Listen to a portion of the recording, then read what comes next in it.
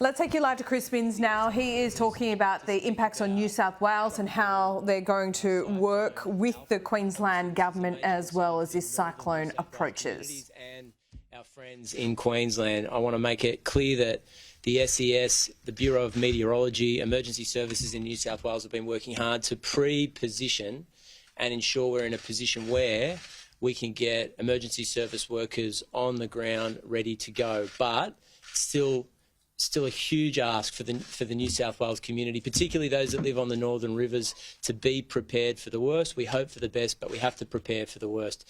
I'm joined this morning with Jane Golding from the BOM, as well as Commissioner Wassing from the SES, Mal Lanyon from the Reconstruction Authority, Jihad Dib, the Minister for Emergency Services. We'll speak briefly and then we'll take all coming questions. A few things that are obviously of concern to us is that the weather event has turned west. We expect it to make landfall around 2 a.m. on Friday morning. Now, the concern from the SES and emergency services is that high tide is expected to be at 1 a.m., just an hour before landfall is due to make, before the weather event's due to make landfall. If high tide occurs at the same moment, then people that live on the coast or on beaches or close to rivers or riverine areas can expect the high tide to be up to half a metre higher than the high tide they would ordinarily expect. This is accompanied with high winds, which we're already seeing coming into the northern rivers and the northern part of New South Wales. I understand Qantas has cancelled flights to both Coffs Harbour and Ballina in the last couple of hours, and the weather event is obviously picking up pace. But the key times are 2 a.m. Friday morning. So the SES will speak to people who are in a vulnerable situation or who are concerned about their living arrangements to relocate on Thursday. Speak to family and friends, speak about an opportunity to move out of their house on Thursday, because by the time of Thursday evening into Friday morning, it may well be too late. You've made that decision to stay in your house. We're asking for people to think about relocating on Thursday if they believe they're in a vulnerable situation. The New South Wales government's also setting up seven evacuation centres that will be available from 4 p.m. this afternoon. They're sprinkled throughout the Northern Rivers area, and details and locations of those sites are on the SES website and obviously will be communicated through broadcast media in the coming days.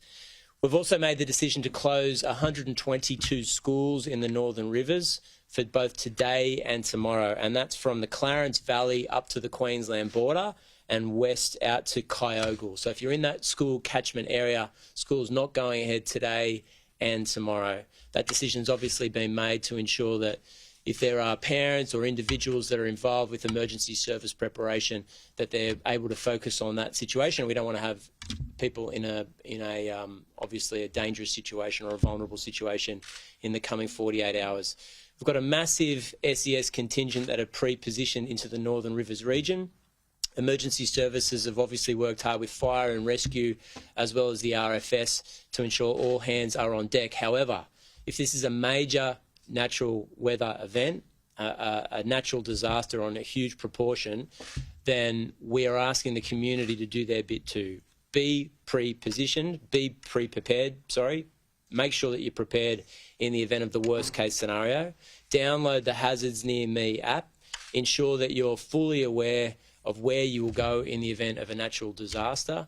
Listen to emergency broadcasts, and under no circumstances, in no event, drive through floodwaters or walk through floodwaters. It is the major way people lose their lives in these natural emergencies, because they take the risk of driving through floodwaters. They put themselves in danger, the passenger in the car danger, usually a loved one or a family member, and also emergency service workers, and it might be a volunteer from the SES who is then sent in to try and save your life.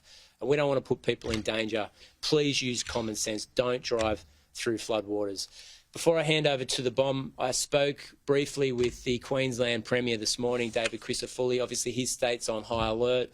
We've pledged to make sure that cooperation between the states takes place over the next 48 hours. We wish everyone in Queensland the best during a difficult period, and he's obviously said any resources that are available for New South Wales we can call on as well.